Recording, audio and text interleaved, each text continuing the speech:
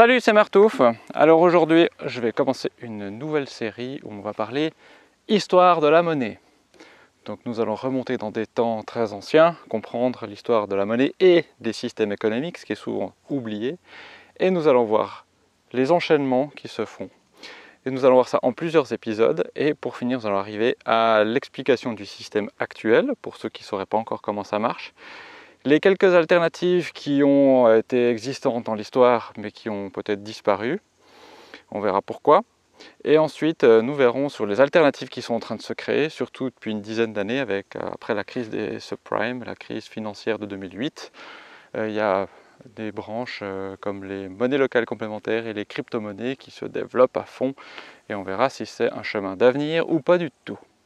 Et nous verrons aussi d'autres alternatives dont on parle moins, et qui existent et qui permettraient de faire des systèmes économiques très sympathiques. Donc là, on va se faire 5000 ans d'histoire en quelques épisodes, et puis ça permettra gentiment d'apprendre ce qui s'est passé. Ici, le premier épisode, on va faire une chronologie, un bref résumé sur la longueur, pour voir le chemin qu'on va faire, essayer de capter un peu les différents liens qu'il y a entre les différents points, et ça fera une sorte de sommaire qui permettra d'aller directement au point où peut-être que tu connais moins. Donc là, je me suis posé dans un super cadre. Il y a les grillons, les crickets qui sont en train de chanter. Alors ça se passe bien et c'est parti. Donc j'ai pris aussi mon carnet de notes pour vous raconter tout ça. J'ai déjà un plan et puis ensuite je vais improviser.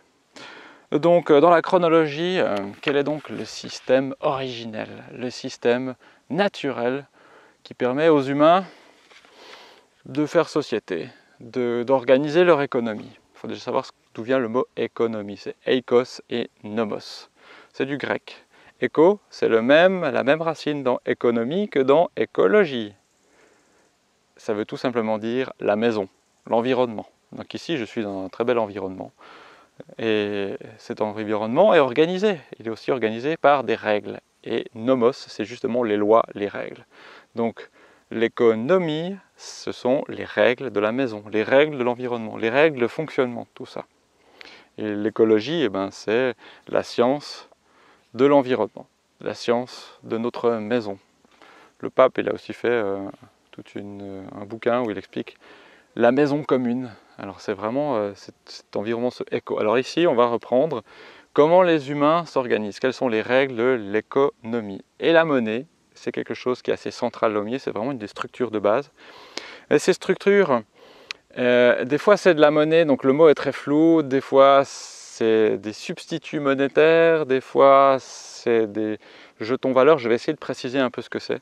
Et là, dans le sens général, c'est cet outil qui permet entre des humains d'échanger, mais aussi d'échanger de la valeur, de fluidifier les échanges, mais aussi de stocker de la valeur, et aussi c'est un outil d'esclavage aussi, il faut le dire. C'est quelque chose qui permet d'obliger les autres à produire des valeurs. Donc la monnaie, c'est quelque chose de complexe. Il y a une définition qui est assez floue. Donc ici, je vais essayer d'être le plus clair possible et de remettre mes définitions à moi sur les mots que j'utilise. Donc là, on va parler système économique pour être au sens large. Parce que le premier, quel est-il? Qu'est-ce qui vient naturellement quand on met des humains à un endroit et qui doivent s'organiser leur économie? Qu'est-ce qui arrive? Alors là, contrairement à la plupart des bouquins d'économie, moi je vais aller plutôt sur l'angle de ce qui me semble le plus juste, les anthropologues. Donc qu'est-ce qu'un anthropologue qui étudie l'humain, son fonctionnement depuis très longtemps et qui va rechercher grâce à l'archéologie aussi et différentes traces culturelles comment ont fonctionné les sociétés humaines. Donc je me base aussi beaucoup sur le bouquin de David Graeber qui est anthropologue qui s'appelle Dette 5000 ans d'histoire. Donc là je l'ai lu, c'est un sacré pavé.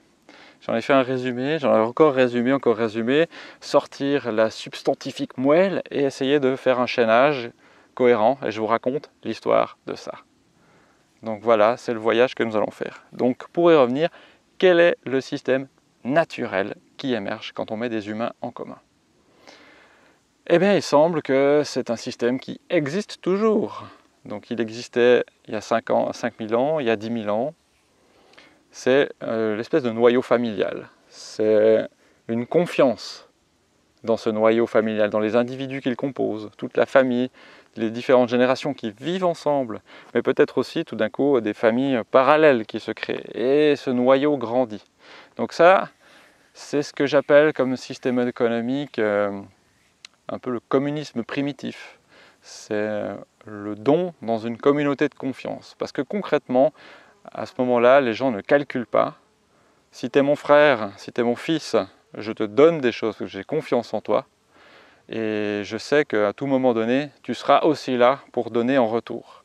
Donc c'est vraiment cette communauté où chacun produit quelque chose, et cette production, elle est très liée à la survie, elle est très liée aux besoins primaires, manger, dormir, pour avoir un abri.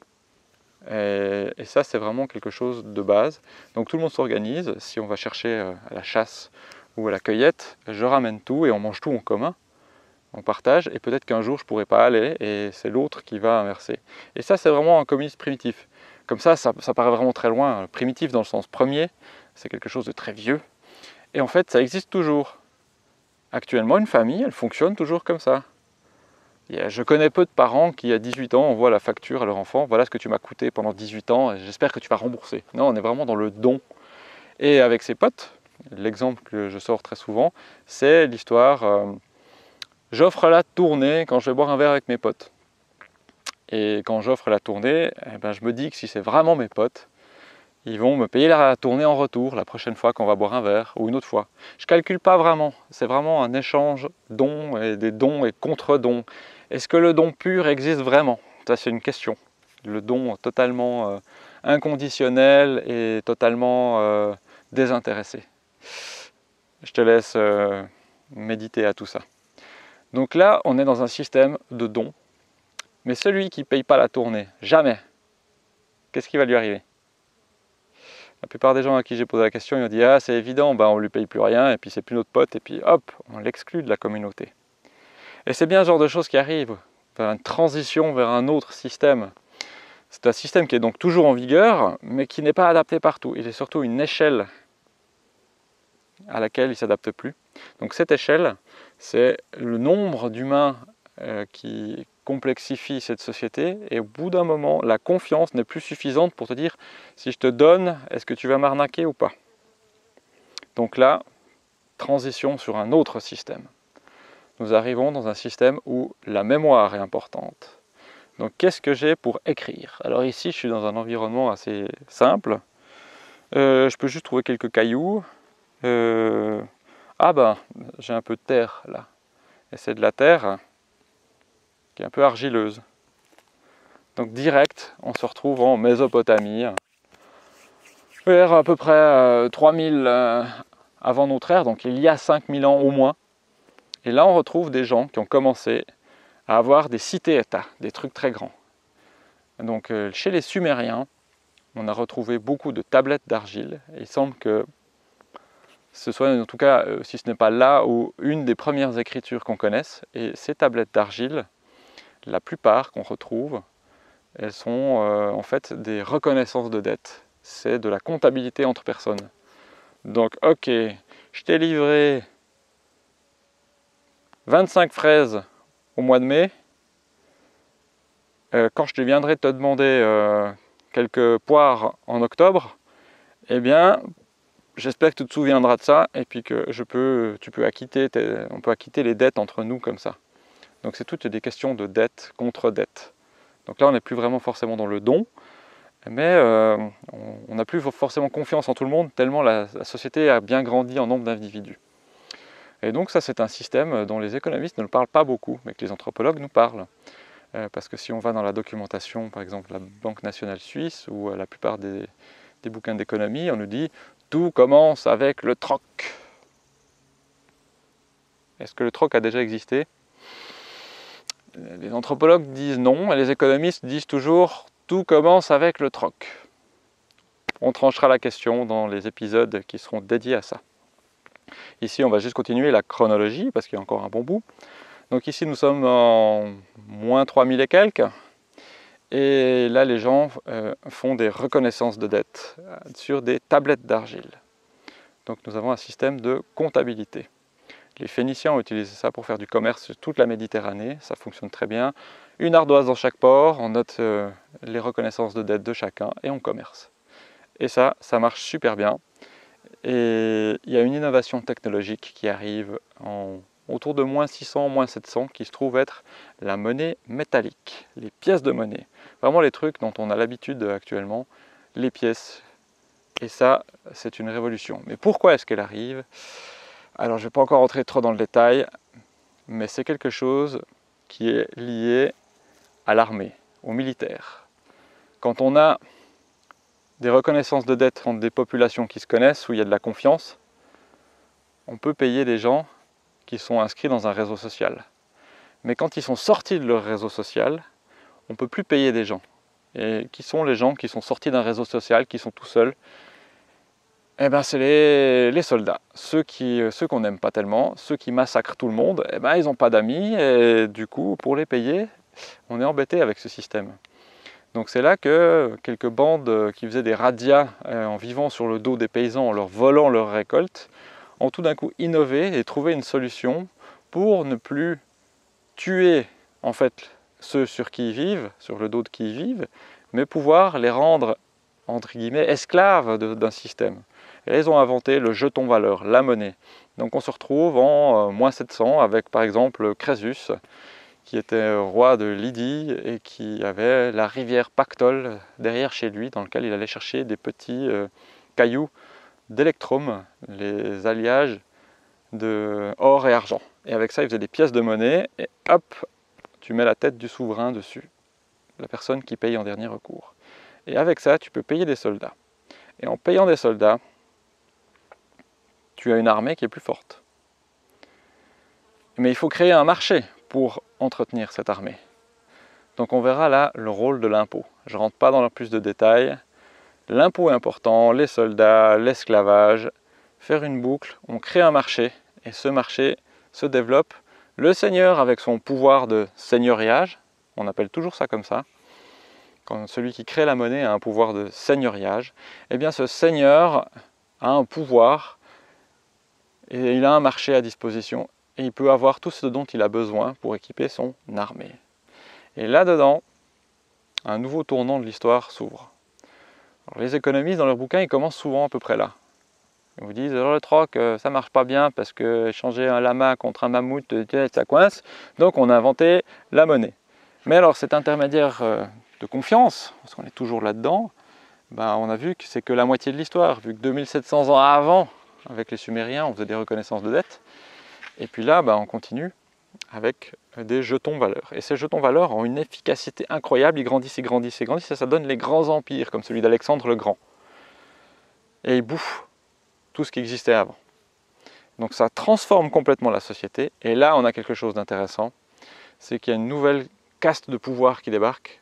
Après avoir créé un marché, il y a des marchands qui deviennent très puissants, très riches, et les seigneurs qui se tapent dessus, ben, ils deviennent pauvres, faibles, et à un moment donné, ils font une alliance et ils créent un nouveau système. Ça arrive autour de 1600, ça s'étale jusqu'en 1600, sur 300 ans, à peu près jusqu'à nos jours, avec les systèmes de banque centrale qui se créent. Il y a des gens qui, profitant de l'invention du billet de banque, donc le billet qui est juste une reconnaissance de dette qui dit que j'ai les pièces derrière, que j'ai l'or qui est derrière. Ça a été inventé par des Chinois beaucoup plus tôt. Ça a été utilisé par les Templiers qui faisaient des lettres de change à travers des grandes distances. Et finalement, c'est arrivé jusqu'à ce que les marchands se mettent ensemble pour créer des banques centrales comme la Banque d'Angleterre, qui est la vraie création, bien qu'il y ait eu en Suède aussi avant. La création d'un système dans lequel on crée un prêt que des marchands donnent à un roi pour qu'il puisse financer une guerre. Et en échange, le roi, l'État, garantit le monopole sur une titrisation, sur le fait de rendre liquide, de pouvoir faire des jetons valeurs qui sont des papiers. Donc on transforme une dette qui est d'un côté en un avoir de l'autre. Et ça c'est fondamental à comprendre, c'est qu'une dette est égale un avoir. On peut le regarder de deux côtés différents. Je peux être du côté de la dette ou de l'avoir. Donc à partir de rien, tout d'un coup, il y a deux parties qui sortent. C'est un peu comme matière, antimatière. Il n'y a rien, à partir du vide, on peut créer cette énergie, cette matière, et pouf, ça démarre et on a quelque chose d'intéressant. Donc tout ça, c'est le début des grandes banques centrales. Alors c'est des banques centrales, elles sont privées, parfois elles sont étatisées, des fois elles deviennent semi-privées, semi-publiques, comme la BNS, la Banque nationale suisse. C'est une société de droit privé, mais dont les statuts de cette SA sont une loi qui est faite par le Parlement. Donc c'est ce statut hybride qui est souvent là. Et là, le seigneuriage est censé revenir à la population d'un État ou à la banque privée. Ça dépend des systèmes. Et voilà, on voit une association en fait, entre le seigneur, l'État et des marchands. Puis ensuite, ces marchands encore continuent. Il y a d'autres marchands qui ont créé un nouveau système qui est celui majoritaire de nos jours. On n'a jamais rien effacé, hein, vous regardez dans le temps. Tout existe toujours, mais on rajoute des systèmes et certains deviennent majoritaires. Donc à un moment donné, là on a un système de banque centrale et ce système de banque centrale fait naître des banques commerciales aussi. Ces banques commerciales, en fait, entre elles, échangent de la monnaie de banque centrale, mais elles ont un étage intermédiaire qui permet de financer l'économie. C'est le marché qu'on veut toujours fournir de l'innovation. Si j'ai besoin de construire une maison, allez disons que j'ai besoin de 500 000 balles pour construire une maison, eh bien je vais voir mon banquier, il me fera un crédit. Et là, le crédit crée de la monnaie concrètement. Alors certains disent c'est ex nihilo, à partir de rien. En fait, c'est un contrat. Donc c'est à partir de mon engagement à le rembourser, mon engagement à travailler. Donc on est aussi toujours dans ce système un peu entre guillemets esclavagiste, parce qu'à un moment donné, c'est moi qui m'esclave moi-même parce que j'ai décidé de faire un crédit. Et ça permet de créer de la monnaie adaptée à ce que j'aurais besoin, qui me permet de payer les gens. Et ensuite, il y a les intérêts. Ça, on verra l'influence des intérêts aussi dans la vidéo spécialisée, le petit épisode sur ce système. Donc ça, on arrive dans un système qui est le système actuel, où les banques commerciales, ce sont elles qui créent le plus de monnaie, principalement à travers le crédit, mais aussi à travers d'autres méthodes qu'on verra dans la vidéo dédiée. Et pour finir avec tout ça, nous sommes dans une espèce de bascule. On voit que ce système il n'est plus très stable. Et on voit émerger des gens qui n'en veulent plus de ce système qu'ils trouvent inhumain. Ils font des monnaies locales complémentaires, où ils changent la couleur des billets, ils font un nantissement, on verra ce que c'est. Et il y a les crypto-monnaies qui arrivent, qui sont pour moi une sorte de jeton valeur aussi. On crée informatiquement un certain nombre de jetons valeurs, comme par exemple le Bitcoin, qui est le plus connu, le premier, qui est une monnaie dans laquelle on a 21 millions de bitcoins qui seront générés à partir d'un algorithme où maintenant on a progressé, on a déjà une bonne partie de ces bitcoins qui sont là, mais pas encore tous. Et ils sont distribués selon certaines règles, et les gens les achètent ou alors font du mining, donc aller chercher des métaux à la mine pour essayer de prendre. Donc on a plein de métaphores qui sont issues de ces anciens mondes, mais qu'il faut déjà comprendre aussi pour savoir un peu dans le nouveau monde. Et les crypto-monnaies sont vraiment en train de se développer à fond. Et on verra ce que c'est. Est-ce qu'il y a un marché? Est-ce qu'il n'y a pas de marché? Est-ce que c'est que de la spéculation ou pas? Et pour pas oublier, pour bien comprendre tout ce qui se passe, on va aussi retomber dans quelques alternatives oubliées, comme je les ai appelées. Donc, j'ai repris mon petit carnet. Il y a les questions de monnaie fondante qui ont été théorisées par Silvio Gesell. On refera un petit topo là-dessus pour expliquer ce que c'est, les avantages et les expériences qui ont été faites. On ne va pas oublier le système de Bretton Woods et Keynes qui a créé ce système avec d'autres. C'est vraiment le système qui a fonctionné après la Deuxième Guerre mondiale, créé en 1945, abandonné en 1971. Donc c'est la base de notre système actuel, mais on voit qu'il a déjà tellement évolué que c'est différent. Donc c'est les grandes institutions qui existent toujours, comme le FMI, qui a été créé pour ça, mais qui a perdu sa raison d'être en 1971, au moment où on a supprimé la couverture or. Donc c'était une monnaie basée sur l'or, et maintenant on a une monnaie qui est plus basée sur l'or. Donc on va réexpliquer ce fonctionnement du XXe siècle. En même temps, il y avait aussi, surtout pendant les crises des années 30, des crédits mutuels qui se sont créés beaucoup.